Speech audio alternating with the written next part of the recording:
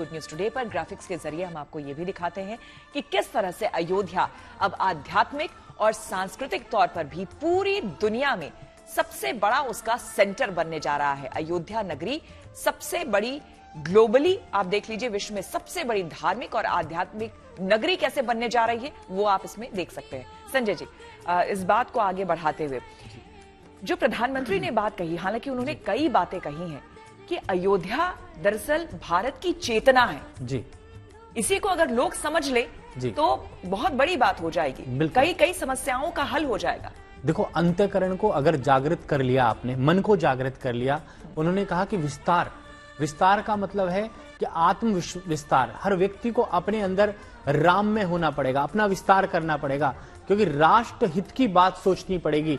सिर्फ अपने हित की बात छोड़ करके राष्ट्र निर्माण और राष्ट्र हित के बारे में जब चेतना आएगी मन के अंदर, और हर प्राणी एक दूसरे प्राणी से प्रेम और स्नेह रखेगा और धैर्य रखेगा, किसी प्रकार का युद्ध नहीं करेगा, त्याग की भावना करेगा, सहनशीलता अपने अंदर लाएगा और अपने आप को राम में बनाएगा, राम के चरित्र को धारण करेगा, तभी भारत जो है विश्व गुरु कहलाएगा। अरविंद जी, ये कहते हैं कि सो सुख धाम राम अस नामा, अखिल लोक दायक विश्रामा।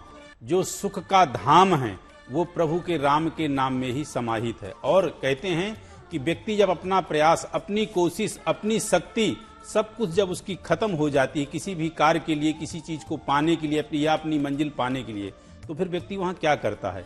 जब उसकी अपनी शक्ति खत्म हो जाती, वहीं से व्यक्ति भक्ति का सहारा लेता है और भक्ति के ही सहारे से कुछ ऐसी शक्ति प्राप्त होती है कि उसी कार्य में वो सफल हो जाता है।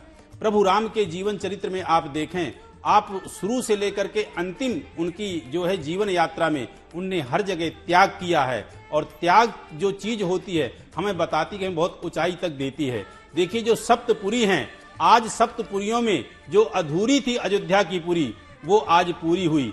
अयोध्या, मथुरा, माया, काशी, कांचवंतिका, तिलका, अलकावती, यशोवती पुण्यपुरी प्रतिष्ठिते। जो आज सप्तपुरियों में अधूरी थी अयोध्या, आज वह अयोध्या पूरी हुई। तो प्रभु राम के चरित्र जो हैं, उनको यदि आप अपने जीवन में धारण कर लेते हैं तो वास्तव में आपका जीवन धन्य हो जाएगा। और तपस्या ही एक ऐसी चीज है, इसी बात को हमें समझने की जरूरत है, हर एक देशवासी को समझने की जरूरत है। आप दोनों का बहुत बहुत धन्यवाद हमारे साथ जुड़ने के लिए।